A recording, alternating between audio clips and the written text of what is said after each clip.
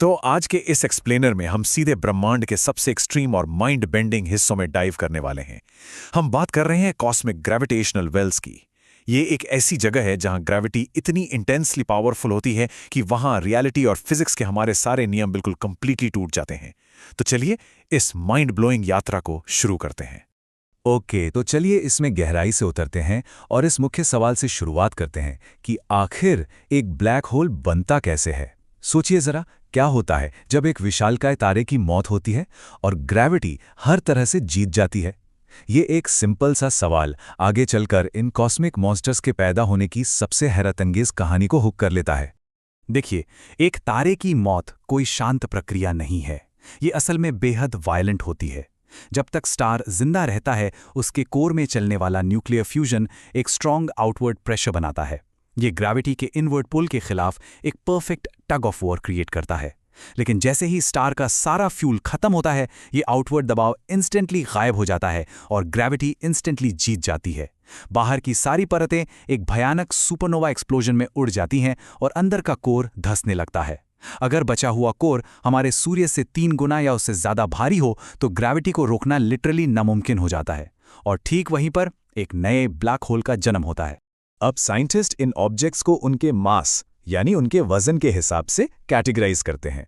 सबसे पहले आते हैं स्टेलर ब्लैक होल्स, जो हमारे सूर्य से थोड़े बड़े होते हैं और एक सिंगल स्टार के मरने से बनते हैं। उसके बाद हैं इंटरमीडिएट ब्लैक होल्स, जो सैकड़ों या हजारों गुना बड़े होते हैं और शायद स्टार्स की आपस में लगातार चेन कलिजन से बनते हैं। पर सबसे हैरान करने वाले थे एब्सोल्यूट मॉन्स्टर्स हैं, सुपर मैसिव जायंट्स। ये मोस्टली आकाशगंगाओं के ठीक सेंटर में पाए जाते हैं। और हाँ, हमारी अपनी मिल्की वे गैलेक्सी के सेंटर में भी एक ऐसा ही सुपर मैसिव जायंट बैठा है, जिसे हम सैजिटेरियस ए स्टार कहते हैं।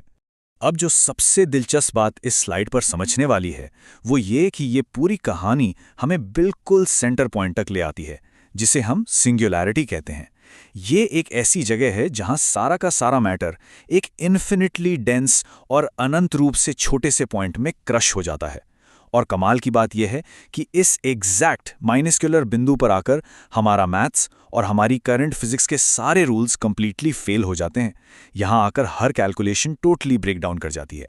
उस सिंगुलैरिटी के चारों तरफ एक इनविजिबल बाउंड्री होती है, जिसे हम दी इवेंट होराइजन कहते हैं। ये बाउंड्री स्पेसिफिकली ब्रह्मांड का absolute point of no return है। मतलब ये वो फाइनल थ्रेशोल्ड है जहां से बच निकलने की वेलोसिटी खुद स्पीड ऑफ लाइट को क्रॉस कर जाती है। और क्योंकि यूनिवर्स में कोई भी चीज लाइट से तेज नहीं चल सकती, इसका सीधा सा मतलब यह है कि अगर एक बार कोई चीज इस बाउंड्री को क्रॉस कर ले तो उसका बाहर आना इम्पॉसिबल है।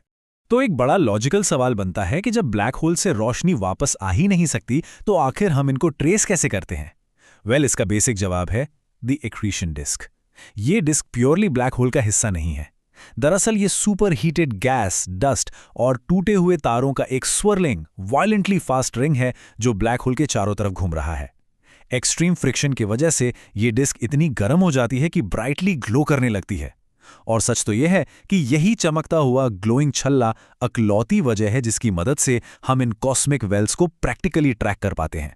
तो अब एक थोड़ा डरावना थॉट एक्सपेरिमेंट करते हैं। क्या हो अगर कोई उस इवेंट हराइजन के अंदर एक्चुअल में चला जाए?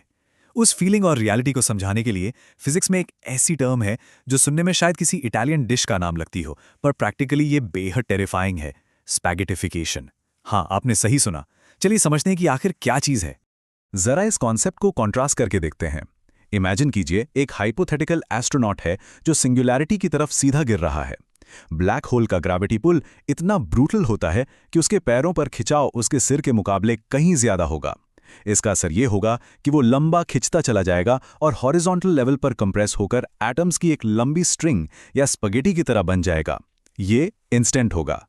पर ट्विस्ट ये है कि अगर कोई आउटसाइड ऑब्जर्वर बाहर से ये सब देख रहा हो तो टाइम डायलेशन के चलते उसे लगेगा कि वो एस्ट्रोनॉट इवेंट होराइजन के किनारे पर धीमा हो गया है, फेड हो रहा है और आखिर में हमेशा के लिए वहीं फ्रीज हो गया है। एक तरफ इंस्टेंट वायलेंट एंडिंग और दूसरी तरफ फ्रोजन टाइम का इल्यूजन। चलिए आगे बढ़ते हैं और देखते हैं कि ये पूरे मैकेनिक्स आइंस्टाइन की जनरल रिलेटिविटी के साथ कैसे ब्यूटीफुली कनेक्ट होते हैं। इन एक्सट्रीम फोर्सेस को विजुअलाइज करने के लिए हमें स्पेस टाइम की बुनावट को इमेजिन करना होगा। पूरे यूनिवर्स के स्पेस टाइम को आप इजीली एक फ्लेक्सिबल ट्रैम्पोलिन की तरह इमेजिन कर सकते हैं। एक प्लैनेट या तारा इस ट्रैम्पोलिन पर एक हल्का सा जेंटल डिप बनाता है, जिसकी वजह से कोई गुजरने वाली चीज एक ऑर्बिट में मुड़ जाती है। लेकिन एक ब्लैक होल, वो तो इस ट्रैम्पोलिन पर रखी किसी इन्फिनिटली हैवी बोलिंग बॉल की तरह है। ये वहां कोई छोटा गड्ढा नहीं बनाता, बल्कि एक बॉटमलेस पंक्चर या एक लिटरल होल क्रिएट कर देता है। इवेंट होराइजन के पास इसकी ढलान इतनी अनबिलीवेबल स्टीप हो जाती है कि कोई भी चीज वापस ऊपर बिल्कुल नहीं आ सकती। तो ऐसे में ध्यान सीधा इस पॉइंट पर जाता है कि हम थियोरेटिकली उन चीज़ों को ऑब्जर्व कैसे करते हैं जो कंप्लीटली इनविजिबल हैं। ये रिटोरिकल सवाल इस पूरे टॉपिक को सिर्फ मैथ के इक्वेशन से निकालकर एक्चुअल ह्यूमन ऑब्जर्वेशंस और प्रैक्टिकल एस्ट्रोनॉमी में वापस लाता है। इन इनविजिबल ऑब्जेक्ट्स को ट्रेस करने के ऑफिशियली 2 तरीके हैं। पहला, इनडायरेक्ट ट्रैकिंग। हमें खाली दिखने वाले स्पेस में एक स्टार को वायलेंटली ऑर्बिट करते हुए ऑब्जर्व करना होता है। फिर हम कैलकुलेशंस करके उस अदृश्य ऑब्जेक्ट का मास निकाल लेते हैं। दूसरा बड़ा तरीका है डायरेक्ट इमेजिंग। साल 2019 में एक ऐतिहासिक मोमेंट आया था जब इवेंट होराइजन टेलीस्कोप ने पहली बार मेसियर 87 गैलेक्सी के सुपरमैसिव जायंट की डायरेक्ट फोटो कैप्चर की थी। दरअसल हमने ब्लैक होल की इमेज नहीं ली थी, बल्कि अक्रीशन डिस्क की चमक के बीच आने वाली एक मैसिव शैडो को कैप्चर किया था। ये साइंस के हिसाब से एक मैसिव ब्रेक थ्रू था। अब इतना जान लेने के बाद ये सवाल नेचुरल है कि क्या ब्लैक होल्स मर भी सकते हैं? एक लंबा वक्त था जब साइंस ये कंप्लीटली मानती थी कि ये ग्रेविटेशनल वेल्स परमानेंट है, जो बन गया वो हमेशा के लिए बन गया। लेकिन क्या ये अज्यूम करना सही था? ये एक ऐसा पॉइंट है जिसने स्पेस साइंस के फाउंडेशंस हिलाकर रख दिए। इस गुत्थी को साल 1974 में ब्रिलियंट फिजिसिस्ट स्टीफन हॉकिंग ने सुलझाया। उन्होंने डीपली एक्सप्लेन किया कि कंप्लीटली खाली स्पेस या वैक्यूम में भी क्वांटम फ्लक्चुएशंस की वजह से वर्चुअल पार्टिकल्स के पेयर्स बनते हैं और तुरंत नष्ट हो जाते हैं। पर मैजिक तब होता है जब ये प्रोसेस बिल्कुल इवेंट होराइजन के एज पर होती है। ऐसे में एक पार्टिकल ब्लैक होल में गिर जाता है और दूसरा सक्सेसफुली एस्केप कर लेता है। जो एस्केप करता है वो एग्जैक्टली ब्लैक होल का एक माइनस्क्यूलर मैस चुरा लेता है। Trillions and trillions of years का लंबा वक्त गुजरने के बाद हॉकिंग रेडिएशन के कारण ये मैसिव जायंट्स धीरे धीरे इवेपोरेट हो जाते हैं और आखिर में एक बेहद भयानक फ्लैश के साथ परमानेंट वैनिश हो जाते हैं।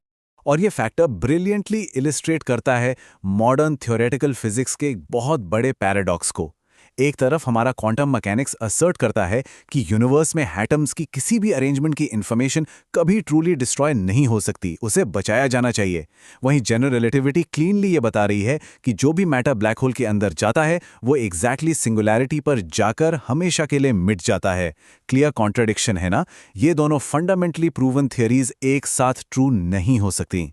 ऑल राइट, हियर यहीं जन्म लेता है फिजिक्स का ultimate holy grail, the information paradox. एक डायरेक्ट सवाल, अगर एक ब्लैक होल इवेंचुअली इवेपोरेट होकर पूरी तरह से खत्म हो जाता है तो उसमें गिरे पूरे मटेरियल और यूनिवर्स की इंफॉर्मेशन का एक्चुअल में क्या होता है?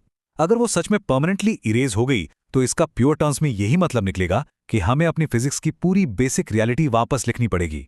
जब तक हम इस क्लैश को किसी दिन ग्रेविटी और क्वांटम मैकेनिक्स से रिलेट करके फुल्ली यूनाइट नहीं कर लेते, ब्लैक होल्स हमारे दिमाग को इसी तरह चैलेंज करते रहेंगे। इसलिए सोचिए जरूर, आखिर ये कॉस्मिक इंफॉर्मेशन जाती कहाँ है?